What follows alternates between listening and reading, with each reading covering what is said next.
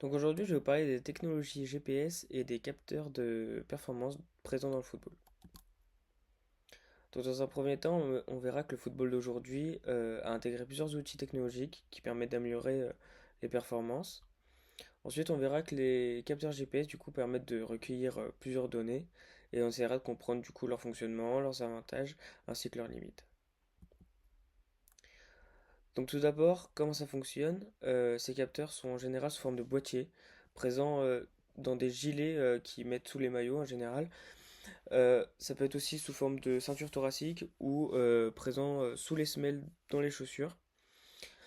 Donc ces petits boîtiers, ils vont être récupérés à la fin des entraînements ou des matchs par le staff pour pouvoir analyser les données de chaque joueur. Donc différentes données sont collectées. Donc on peut avoir des données de distance parcourue, donc par exemple combien de kilomètres un joueur a parcouru durant un match, euh, le nombre d'accélérations qu'il a faites, sa vitesse de pointe, la fréquence cardiaque euh, et plein d'autres choses.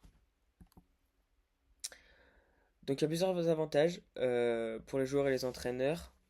Tout d'abord, ces données elles vont être récupérées afin de pouvoir préparer les entraînements. Si par exemple un joueur a des difficultés à tenir par exemple des matchs 90 minutes, euh, l'entraîneur il va souvent s'adapter et il va préparer des entraînements pour qu'il puisse se spécialiser sur l'endurance. C'est un exemple, mais il y en a plein d'autres. Euh, le staff il va aussi pouvoir suivre la fatigue musculaire.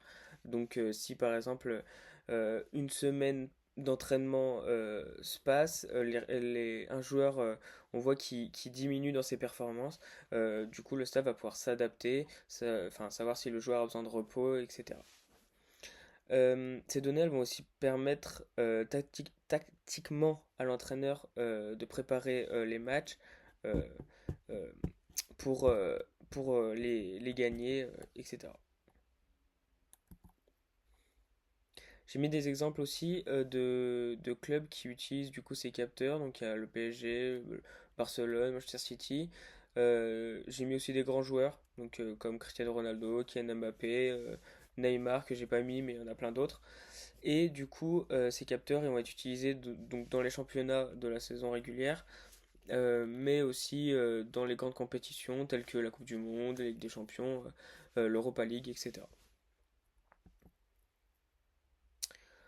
Ces technologies, du coup, elles sont souvent critiquées et elles connaissent beaucoup de limites. Donc, par exemple, son coût.